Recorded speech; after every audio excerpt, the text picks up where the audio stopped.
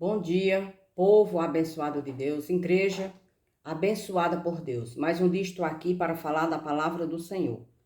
E a palavra hoje está em 1 Coríntios, do capítulo 26 ao capítulo 29. E o título da mensagem é assim: a vocação dos santos, o chamado dos santos. Nós somos chamados de santo por quê? Porque quando a gente escolhe a viver na presença de Cristo, servindo a Cristo, nós somos separados. Separados de quê? Separados do mundo. Por isso que a palavra de Deus diz assim: a vocação dos santos, o chamado dos santos. Todos aqueles que querem viver e andar na presença do Senhor, é necessário que abandone as coisas do mundo, as coisas que antes praticavam, para viver uma nova vida, porque somos chamados, na palavra do Senhor, nós somos chamados de santos. E a palavra nos diz assim: irmãos, considerem a vocação de vocês. Aqui a palavra já começa dizendo: irmãos, considerem o chamado de vocês. Então nós fomos chamados por Deus. Para quê? Para que a gente pudesse viver uma nova vida. Viver para Deus, viver para Cristo. Então é necessário a gente considerar esse chamado. A gente ter um precioso entendimento que fomos chamados por Deus. E é necessário que a gente tome posse desse chamado. Por isso que a palavra diz: irmãos, considere a vocação de vocês. Considere o chamado de vocês. Que vocês não são pouca coisa. Nós não somos pouca coisa. Por quê? Porque fomos chamados por Deus. E é necessário que a gente entenda e compreenda esse chamado de Deus. Porque todos nós estamos aqui para viver esse chamado de Deus. Que Deus nos chama todos os dias. E é necessário que a gente possa ouvir o chamado de Deus.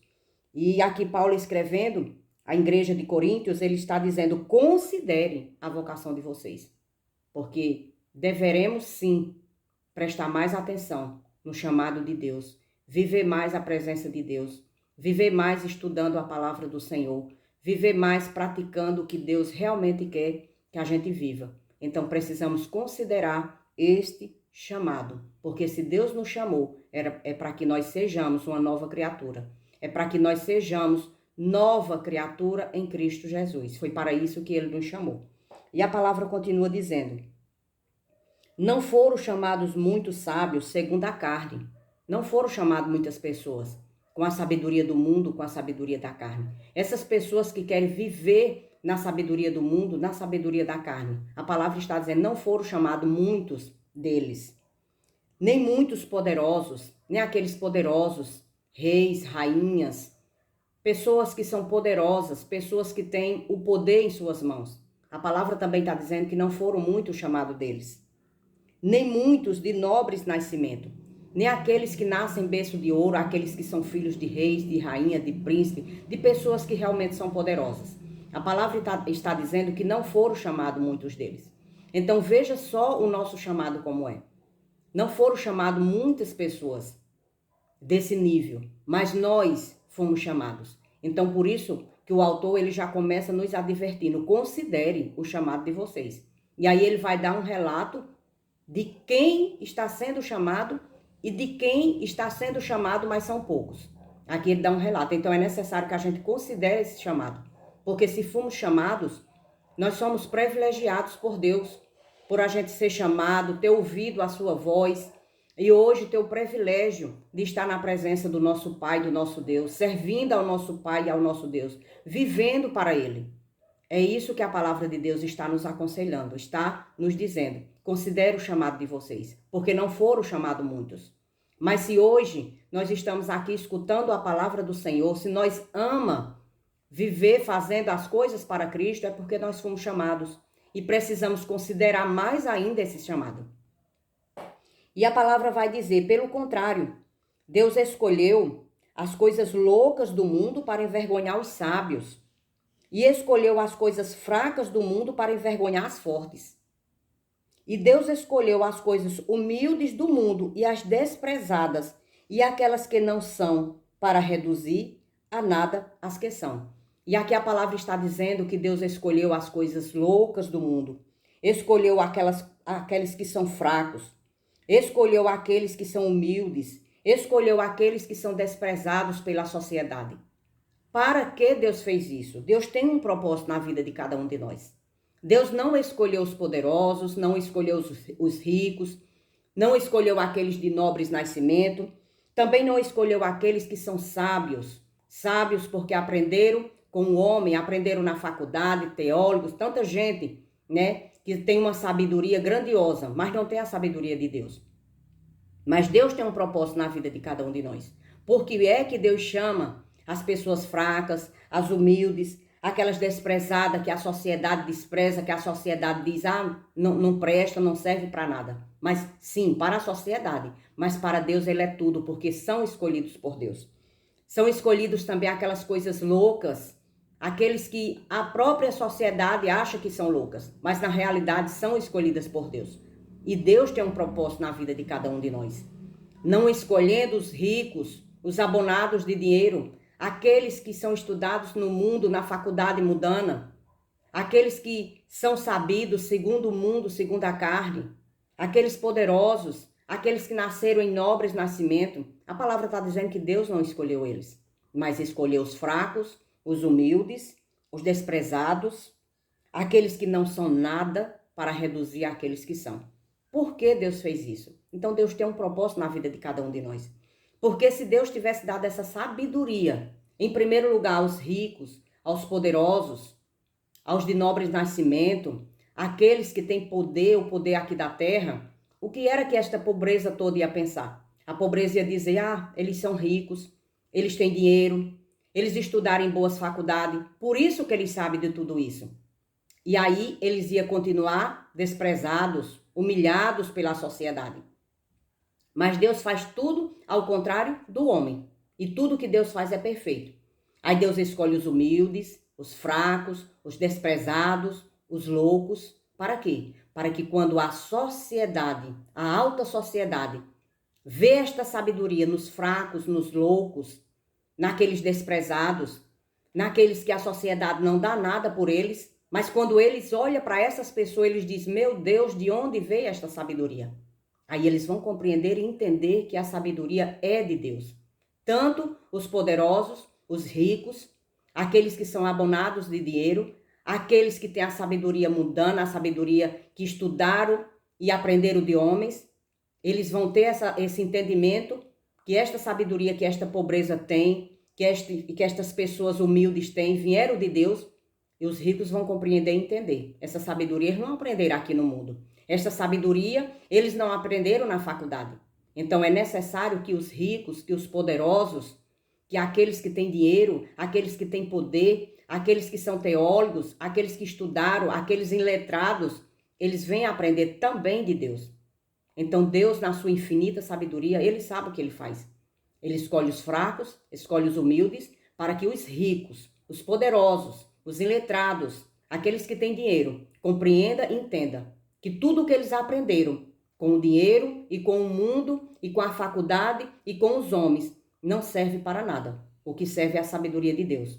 E a sabedoria de Deus é necessário que todos venham aprender com Deus. Porque a sabedoria de Deus não se aprende com homens. Se aprende sim na palavra do Senhor, aqui no Evangelho de Deus. É aqui que se aprende, tanto o rico como o pobre. Aprende na palavra de Deus. Esta sabedoria que Deus nos ensina todos os dias, Ele deixou em nossas mãos para que todos nós, tanto o rico como o pobre, pudessem aprender, mas aprender de Deus. Não aprender do mundo, não aprender por causa do dinheiro, não aprender por causa do poder, porque não vai aprender. Não tem como aprender, porque essa sabedoria só quem entende, só quem compreende, é quem realmente vem para os pés do Senhor. E Deus dá essa sabedoria, tanto a rico como a pobre.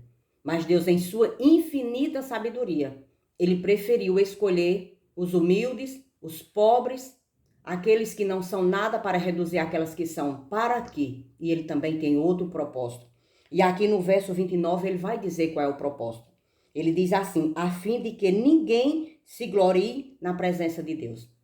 Para que foi que Ele também escolheu a sociedade mais pobre, mais humilde, os loucos, para que quando ele aprendesse essa sabedoria, eles não se exaltassem, porque cada um vai compreender e entender que realmente não tinham condições de saber esta sabedoria. Por quê? Porque eram pobres, loucos, não tinham estudo, eram desprezados pela sociedade, não tinham dinheiro.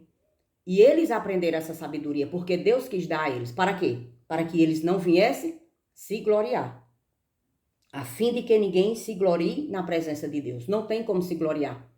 Porque é impossível um ser humano saber a sabedoria de Deus, a não ser que o próprio Deus lhe dê. Então não tem como se gloriar. E Deus escolheu as pessoas pobres exatamente para que elas não pudessem se gloriar. As fracas, aquelas que não têm estudo, aquelas que não estudaram, aquelas que não fizeram faculdade, aquelas que são humilhadas, totalmente humilhadas pela sociedade. Mas quando eles aprendem o evangelho, quando ele aprende a sabedoria de Deus, ele já sabe dentro do coração deles, dentro da mente deles, que não é a sabedoria deles, porque essa sabedoria não poderia jamais vir deles. Então eles compreendem e entendem que essa sabedoria vem de Deus. Porque a forma que nós éramos antes, sem estudo, sem faculdade, sem dinheiro, sem poder, e saber uma sabedoria desta, é porque Deus quer dar, é porque Deus deu. Então não tem como um homem se gloriar na presença de Deus, porque tudo vem de Deus, tudo é dele. Então é necessário que a gente, sabendo a sabedoria de Deus, a gente compreenda e entenda por que foi que Deus escolheu os pobres, os loucos, os humildes e os fracos, para que ninguém possa se gloriar na presença de Deus. E os ricos, por que Deus não escolheu? Porque se tivesse escolhido os ricos iam pensar que era por causa do dinheiro, por causa do poder, por causa da faculdade, por causa da teologia, por causa que são iletrados. Aí Deus disse, não, eu vou fazer tudo ao contrário. E Deus faz ao contrário, né, do que a gente faz aqui neste mundo. Porque quando a gente vai escolher alguém, a gente sempre quer escolher alguém que tem dinheiro, alguém que tem boa aparência, alguém que tem estudo, alguém que tem a faculdade. Mas Deus faz ao contrário. Deus faz tudo ao contrário. Por quê? Porque a sabedoria de Deus é infinita. Deus faz tudo diferente do homem, porque Deus não pensa como homem. Ele é infinito, ele é grandioso. A sabedoria dele é grandiosa. Então ele faz deste jeito porque ele quer fazer desta forma. Então precisamos compreender e entender que tudo que a gente sabe, a sabedoria que vem do alto, a sabedoria espiritual, isso não vem do ser humano, isso não vem de si próprio, mas sim de Deus. Porque quando Deus quer dar, ele não escolhe a quem dá, ele dá a quem ele quer. Se for ao pobre, ele dá ao pobre. Se for aquele que não tem estudo, ele dá àquele que não tem estudo. E se ele quiser dar ao rico, ele também dá ao rico. Mas é necessário que o rico também venha se humilhar aos pés do Senhor. Que precisamos colocar essas palavras em nosso coração e se dedicar mais e mais na presença do Pai, na presença do nosso Deus, estudando, ouvindo mais a palavra, orando mais, fazendo a vontade do nosso Pai aqui na terra, porque Ele é poderoso e Ele pode sim fazer muito mais do que pensamos e do que imaginamos, para a honra e glória do nosso Deus. Vamos orar e agradecer ao nosso Pai por esta excelente e maravilhosa palavra que Ele colocou no meu coração para que eu pudesse falar para todos que vão ouvir, entender e compreender os segredos de Deus. A palavra de Deus, ela é muito grandiosa e poderosa e Ele dá a quem Ele quer. Amém? Para a honra e glória do nosso Pai, vamos orar. Pai amado, Pai querido, dono dos céus, da terra, do mar, só o Senhor é Deus, grandioso e poderoso e maravilhoso. Esteja conosco, Pai. Dependemos totalmente da Tua presença, da Tua morada em nossa vida, em nosso coração, porque sem Ti, Pai, não podemos Te seguir, não podemos Te adorar, não podemos fazer nada, Senhor, se não for o Teu Espírito habitando e morando em nossos corações.